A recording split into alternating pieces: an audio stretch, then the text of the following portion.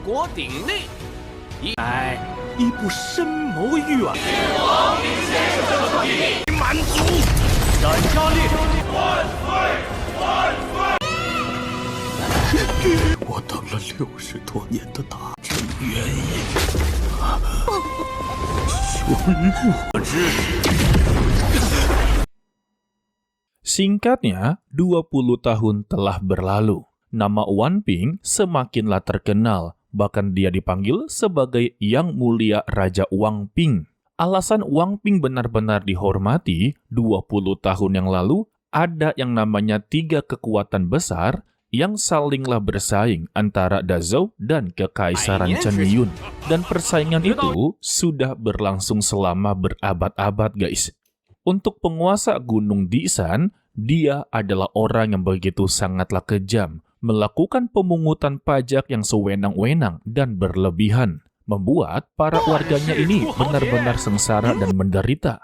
Tetapi ada satu orang yang berhasil untuklah membangkitkan tekad mereka, tak lain adalah Wang Ping. Dia dikatakan sebagai pahlawan yang diturunkan dari kehendak langit. Wadah! Mereka saja sama sekali tidak tahu Wang Ping berasal dari mana, lahir dari mana.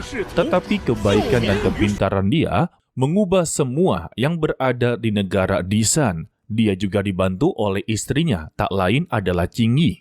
Sikap tanpa pamrih yang diberikan oleh Wang Ping membuat para warga benar-benar menghormati dirinya. Iya, gimana nggak dihormati, guys? Kemunculan dari Wang Ping dan Qingyi ini benar-benar membantu mereka. Pengabdian dan perbuatan mulia mereka selama belasan tahun tersebar luas dari mulut ke mulut, sampailah terdengar oleh seluruh para warga yang sedang menderita. Mereka berbondong-bondong datang ke tempat Wang Ping dan Qingyi untuklah menjadi pengikutnya, guys. Wadah! Dari situlah mereka membentuk sebuah kelompok atau pasukan dengan cara membuat tanggul dan desanya benar-benar makmur. Namun ya, tetap saja negara Disan memiliki seorang kaisar dan mendengar ada seseorang yang jauh lebih hebat daripadanya, itu sudah pasti mencoreng harga dirinya ya. Maka dari itulah pasukan kekaisaran diutus untuklah mengacak-acak tempat tersebut. Tetapi Wang Ping memiliki tekad yang begitu kuat. Dia pernah berjanji kepada ayahnya kalau dia akanlah mendapati segala sesuatu di dunia fana dengan caranya sendiri, yaitu membiarkan dirinya ditangkap agar para anggotanya ini tidaklah disakiti. Tetapi yang sebenarnya rencana dari Wang Ping, dia inginlah mengambil seluruh kepercayaan para warga. Bahkan seorang hakim yang seharusnya berpihak kepada kekaisaran tidak bisa menyatakan Wang Ping sebagai orang yang bersalah. Justru beberapa dari pihak kekaisaran memutuskan untuklah menjadi pengikut dari Wang Ping.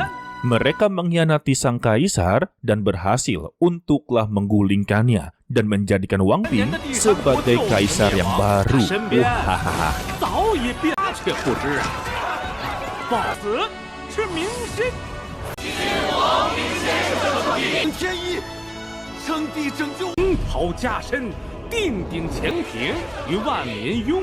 Dan dia mengganti nama negaranya sebagai Kekaisaran Tianxing. Tetapi itu barulah permulaan. Selama menjabat, Wang Ping juga memberikan banyak sekali kejutan untuklah para warganya. Ya, intinya kekaisaran dia benar-benar begitu sejahtera dan ditakuti oleh seluruh kekaisaran.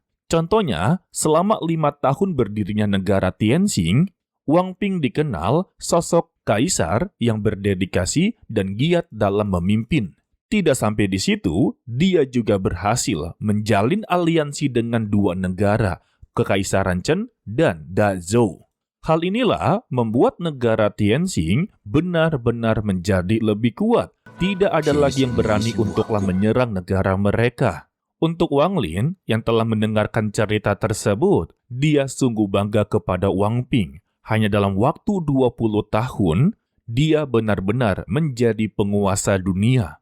Tetapi ya, bagi Wang Lin, ini semua belumlah cukup. Terutama untuk 2 negara, yaitu negara Dazhou dan Chen Yun, pasti memiliki rencana lain. Tidak mungkin aliansi ini akanlah bertahan lama, guys. Alasan Wang Lin berkata seperti itu karena hati manusia gampang sekali berubah. Contohnya, kedua negara ini pasti ada rasa iri dan cemburu dengan pencapaian yang dimiliki oleh Wang Ping. Terlebih, yang namanya manusia tidak suka untuklah disaingi, guys. Firasat dari Wang Lin itu sudahlah terbukti. Ada 3 utusan kultivator yang diperintahkan untuklah menghabisi nyawa dari Wang Ping secara diam-diam. Tetapi usaha mereka gagal total, dikarenakan ada penjaga abadi yang selalu melindungi Wang Ping.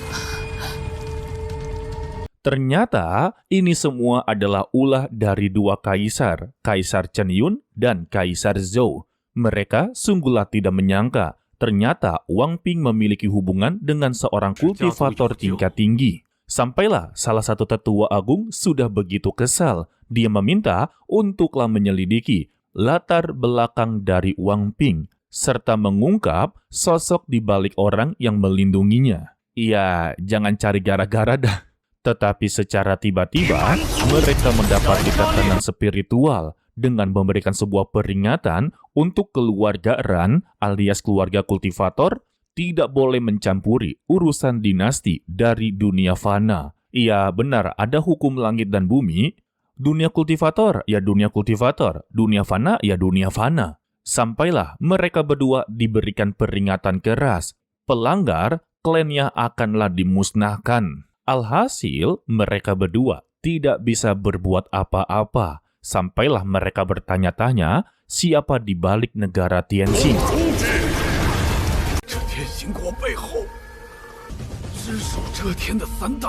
Singkatnya, 3 bulan telah berlalu. Wang Ping mendapati berita baik. Mereka telah berhasil untuklah mengambil salah satu wilayah. Lalu datanglah Qing Yi untuklah mengajaknya berkeliling. Kebetulan, wilayah yang mereka singgah ini adalah kampung halaman dari Wang Ping. Dia pun mengunjungi rumahnya. Seketika, dia nostalgia dengan masa-masa kecilnya bersama Sun Tai dan juga Wang Lin. Yang betul-betul dia ingat kalau ayahnya tidak pernah mengeluh dan tidak pernah lupa untuklah memberikan dia obat, guys. Dan kebetulan, karena berada di kampung halamannya, Wang Ping inginlah pergi ke gunung belakang, tempat makam dari kakek Sun Tai. Setelahnya, Wang Ping inginlah mengunjungi kediaman ayahnya, guys. Tetapi hatinya ini merasa begitu berat. Ada rasa bersalah yang begitu menjanggal. Tetapi ya Qing Yi berkata, selama dia siap, kapanpun bisa untuklah berangkat. Alhasil, Wang Ping mengunjungi kota kediaman Wang Lin. Tetapi ya tidak memasuki rumahnya. Dia hanya berada di depan gerbang kota dan tidak berani untuklah menemui Wang Lin. Dengan alasan, janji yang dia bicarakan kepada ayahnya masihlah belum terpenuhi. Jadi, tunggu dirinya benar-benar memenuhi semua janjinya, maka dia akanlah datang kembali. Terlebih, ada beberapa hal yang seharusnya ditanyakan sampai jelas. Lalu, kita diperlihatkan tahun demi tahun, negara Tianxing selalu mengalami peperangan untuklah merebut wilayah. Sampailah 5 tahun kemudian, Wang Ping berhasil untuklah menyatukan keseluruhannya. Seperti negara Dazhou, negara Chen Yun sudah berada di tangannya, guys. Tetapi ini masihlah belum cukup. Masih ada beberapa hal yang haruslah dia selesaikan. Contohnya, untuklah meresmikan beberapa dokumen agar tidak adanya kesalahan untuklah di masa depan. Qing Yi juga selalu berada di sisinya, sampailah dia menyeletuk, jika mereka mempunyai seorang anak, mau itu laki-laki atau perempuan, mungkin ya hidup mereka akanlah semakin meriah dan tidak perlu untuklah berada di tumpukan dokumen seperti ini. Jawaban dari Wang Ping, selama dia berada di sampingnya, itu sudah lebih dari cukup. Jika memang tidak diberkati seorang anak, janganlah memaksakannya. Wadah, benar-benar bijak sih. Sampailah kita melihat waktu berlalu begitu cepat. Wang Ping selalu berada di depan tumpukan dokumen. Dia haruslah menandatangani untuklah di masa depan yang cerah. Semua ini demi para generasi selanjutnya. Sampailah 10 tahun telah berlalu. Wang Ping akhirnya memutuskan untuklah rehat. Dia tidak lagi menjadi kaisar. Untuk para tetua ataupun pelayannya, tidak rela ditinggalkan oleh Wang Ping. Tetapi Wang Ping menyemangati mereka. Di negeri yang begitu luas, sudah pasti ada orang yang jauh lebih hebat daripadanya. Maka carilah orang tersebut. Untuk saat ini, dia dan Qingyi sudah begitu lelah. Singkatnya, Wang Ping dan Qingyi akhirnya pulang ke rumah Wang Lin. 什么少爷？太热了，走，我们去后院。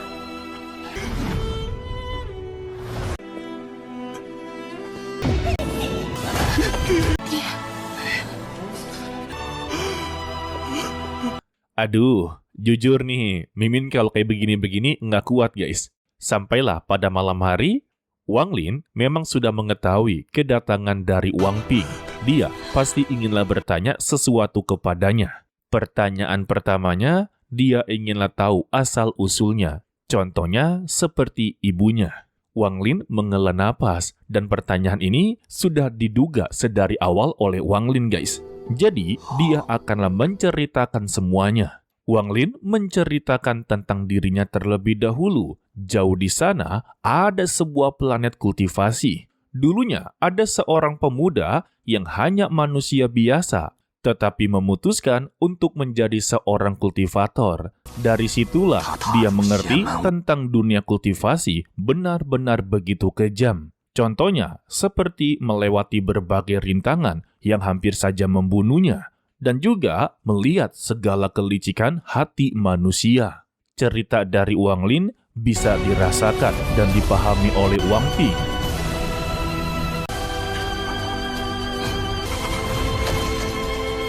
Sampailah Wang Ping berkata, ceritanya sangatlah merdu, dan dia memutuskan untuklah beristirahat. Di dalam kamarnya, dia cukuplah menyesal. Inilah jawaban yang telah dia tunggu-tunggu selama lebih dari 60 tahun. Ya, intinya Wang Ping sudah tahu tentang asal-usulnya. Dia bukanlah manusia yang dilahirkan pada umumnya. Dia terlahir dari sebuah energi, yaitu energi kebencian. Setelah mengetahui asal-usulnya yang begitu pahit, Wang Ping memutuskan untuklah tinggal di desa penggunungan. Ya, untuk Wang Lin, dia hanya bisa meminta maaf dan berharap suatu hari nanti dia pasti akanlah memahami ini semua. Betul. Lalu kita diperlihatkan hari demi hari kegiatan dari ayah dan anak guys. Yang tidak disangka-sangka, Wang Ping ternyata mengikuti jejak dari Wang Lin sebagai pengukir kayu. Tetapi ya, dia tidak sehebat ayahnya dalam mengukir kayu. Ukirannya selalu mengalami keretakan. Tetapi dengan cara memahat dan mengukir kayu, Wang Ping akhirnya mengerti. Kehidupan seharusnya lebih baik tetap biasa-biasa saja. Jika dia diberikan kesempatan untuk memilih kehidupan mendatang, dia bersedia untuk terus berada di samping ayahnya dan hidup di sebuah desa kecil yang terisolasi dari dunia luar. Alasan dia berkata seperti itu, Wang Ping baru saja mengalami kehidupan yang sama seperti Wang Lin, menjalani hidup yang biasa-biasa saja untuklah selama-lamanya. Pada intinya, hidup dengan kesederhanaan akan selalu membawa kita merasa lebih dari cukup. Qingyi kembali menyarankan, jika dia sudah memahami semua perkataan dari ayahnya, lebih baik bertemulah sekali lagi, karena 10 tahun telah berlalu, mereka sama sekali belum bertemu. Sebetulnya, Wang Ping juga inginlah bertemu, dan masih ada satu pertanyaan yang belum berani dia pertanyakan. Tetapi Wang Ping merasa, di balik kehidupan yang dia tempuh selama ini, dan jawaban yang diceritakan oleh ayahnya, mungkin itu adalah salah satu jawaban mengapa dia tidak diizinkan untuklah berkultivasi. Jadi, permintaan terakhir dia kepada Qingyi setelah dia mati, antarkanlah dia ke sisi ayahnya. Maka dengan begitu, Qingyi akanlah bebas dan dia bisa untuklah berkultivasi lagi. Dan harapan dia kepada Qingyi, asalkan dia jangan pernah melupakan bahwa ada kehidupan seperti ini di dalam hidupnya. Dan Wang Ping mengakui dia sangatlah bangga memiliki wanita seperti Qingyi. Mendengar itu, Qingyi langsunglah menangis, sembari berkata dia akanlah selalu menemaninya, maupun itu berada di dunia bawah. Satu hal yang paling diinginkan oleh Qingyi, dia inginlah terus bersama-sama Wang Ping, meskipun itu telah meninggal dunia. Intinya, dia tidak mau melanjutkan kultivasinya. Untuk Wang Ping hanya menghela napas sembari memeluknya.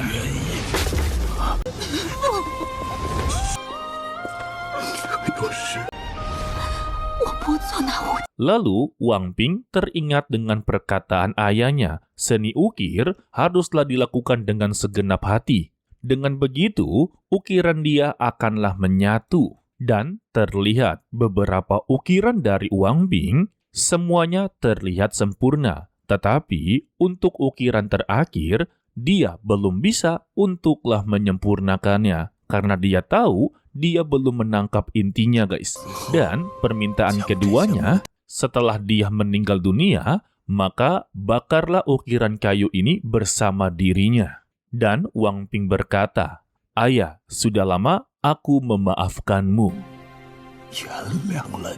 Sementara itu, untuk leluhur keluarga Sun alias Sun Si didatangi oleh utusan Istana Dewa Petir yang sebenarnya. Tak lain adalah Li Dozi. Dia datang karena telah mendengar kabar ada seseorang yang menyamar sebagai utusan Dewa Petir. Sampailah dia memeriksa seluruh planet Ranyu dengan kesadaran ilahinya, tetapi sama sekali tidak menemukan keberadaan dari Wang Lin, guys. Dan Li Dozi tahu betul, orang yang menyamar menjadi utusan Istana Dewa Petir adalah Sumu. Karena tidak berhasil menemukannya, dia menganggap kalau Sumu telah melarikan diri terbirit-birit. Tetapi sebelum dia pergi dari sana, Li Dozi menyadari ada dua orang yang tidak terkena kesadaran ilahinya. Seharusnya terkena kesadaran ilahi, mereka pasti akanlah tumbang. Jadi dia datang untuk mempertanyakannya, bagaimana bisa hanya manusia biasa, tetapi tetap sadar di bawah kesadaran ilahi miliknya. Dan kita bersambung untuklah di episode 141.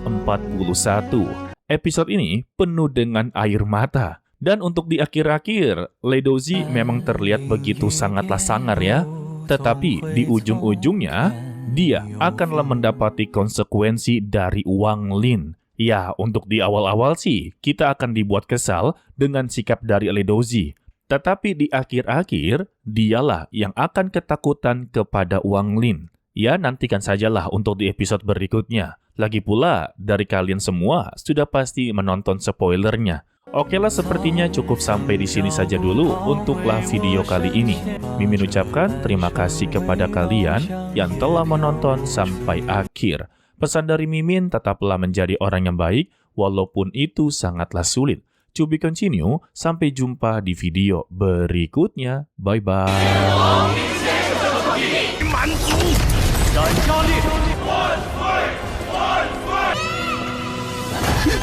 我等了60多年的答，这原因，熊我之。